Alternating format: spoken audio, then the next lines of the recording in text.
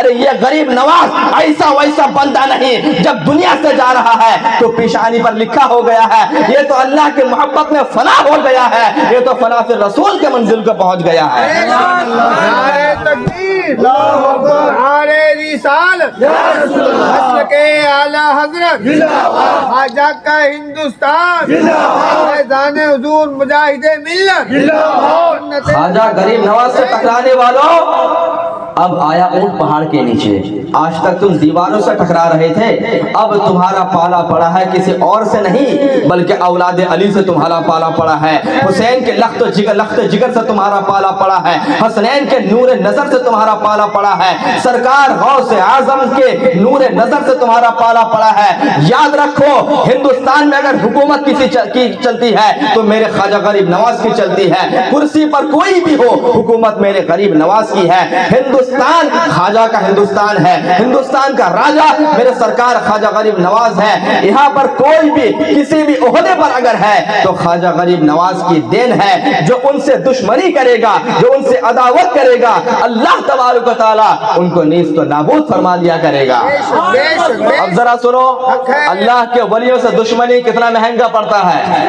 نظام الدین اولیاء، محبوب الہی، سلطان العارفین، نام تو سنا ہی ہوگا نا، کہاں مزار ہے ان کا معلوم ہے؟ دلی میں مزار معلوم ہے نا؟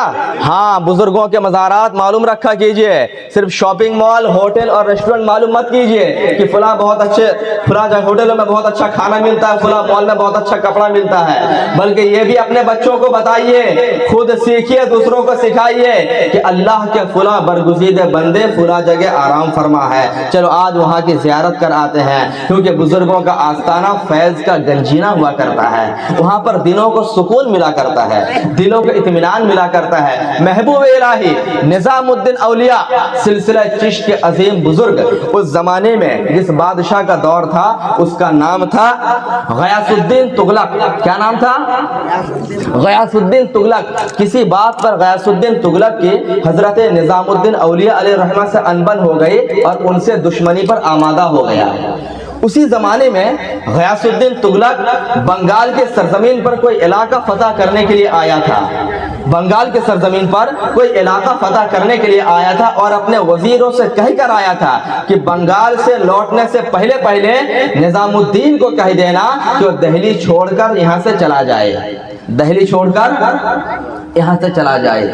کچھ دنوں کے بعد جب بنگال کا معرکہ سیر کر کے غیاث الدین تغلق واپس ہونے لگا تو دہلی سے قریب پہنچ کر کے پڑاؤ ڈالتا ہے، پڑاؤ ڈالنے کے بعد جیت کی خوشی میں جشن منانا شروع کر دیتا ہے، جشن مناتا ہے اور اسی موقع پر استقبالی ایک لکڑی کا گھر بناتا ہے، وہاں پر کھانے پینے کا اہتمام بھی ہوتا ہے اور وہیں سے اپنے پیغام لوگوں کو بھیج دیتا ہے کہ نظام الدین سے کہہ لو میں بنگال کا معرکہ سیر کر کے آ چکا ہوں، اب میں دہلی میں انٹری کرنے والا ہوں، نظام الدین سے کہہ دو کہ دہلی میں داخل ہونے سے پہلے وہ دہلی چھوڑ کر چلا جائے۔ جب سرکار نظام الدین اولیاء محبوب الہی کے بارگاہ میں یہ خبر پہنچی تو اللہ کا ولی وہ برگزیدہ بندہ کیا کہتا ہے؟ آپ ارشاد فرماتے ہیں ہنوز دلی دور است۔ حضرت اہل علم بہتر جانتے ہیں، ایک مقولہ فارسی میں بہت مشہور ہے، ہنوز دلی دور است۔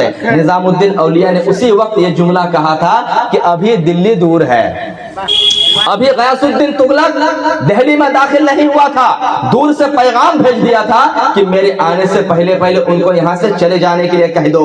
اس وقت اللہ کے برگزیدہ بندے سلسلہ چشت کے عظیم بزرگ نے کہا تھا ہنوز دلی دورست۔ اللہ کی شان دیکھیے، محبوب الہی کے زبان سے نکلنا تھا، تاریخ کے اوراق اس بات کی گواہی دے رہے ہیں کہ جس مکان پر بیٹھ کر کے غیاث الدین تغلق جشن منا رہا تھا وہ ایک لکڑی کا مکان تھا، اچانک اس کی چھت گرتی ہے اور اسی چھت کے نیچے دب کر غیاث الدین تغلق کی موت ہو جاتی ہے، ہلاک و برباد ہو جاتا ہے۔ تو آپ نے دیکھا ایک اللہ کے ولی سے دشمنی کرنے کا نتیجہ کیا ہوا، اللہ نے موت کے گھاٹ اس کو اتار دیے۔ میں کہنا چاہوں گا جب دہلی کے سرزمین میں رہنے والا محبوب الہی نظام الدین کے مقام اور مرتبہ کا یہ عالم ہے تو اجمیر کے معین الدین کا کرامت کا عالم کیا ہوگا؟ جب نظام الدین کا جواب نہیں तो 4 पुश्तों के ऊपर उनके मुर्शिद खिलाफत सरकार ख्वाजा गरीब नवाज ख्वाजा मोइनुद्दीन की कश्फ करामत का क्या आलम होगा, कौन अंदाजा लगा सकता है। सरकार ख्वाजा गरीब नवाज की जात तो बहुत बड़ी जात है, और वो गरीब नवाज जो खुद से अजमेर नहीं आए थे, बल्कि उनका लक़ब ये अताए रसूल, उनका लक़ब ये अताए रसूल। अताए रसूल का मतलब रसूल की अता। सरकार ख्वाजा गरीब नवाज हिंदुस्तान आने से पहले हज करने के लिए काबा शरीफ गए, वहाँ काम अरकान मुकम्मल करके मदीना मुनव्वरा तशरीफ लाए। जब अपने नाना जान के मज़ार अक़दस में आते हैं, अदब के साथ हाथ को बांधते हैं, सलाम पेश करते हैं, अस्सलामु अलैका या रसूल अल्लाह, अस्सलामु अलैका या रसूल अल्लाह। सरकार ख्वाजा गरीब नवाज अपने नाना जान की कब्र पर सलाम पेश कर रहे हैं। अंदर से आवाज आती है, वालैका सलाम या शेख अल हिंद, सुभान अल्लाह। ए हिंदुस्तान के सुल्तान, ए हिंदुस्तान के वलियों के सरदार, तुम पर भी अल्लाह की सलामती नाजिल हो। सरकार ख्वाजा गरीब नवाज सोचने लगे, या रसूल अल्लाह, ये हिंदुस्तान क्या है, ये हिंदुस्तान कौन सी जगह का नाम है। इसके पहले सरकार ख्वाजा गरीब नवाज ने हिंदुस्तान का नाम नहीं सुना था।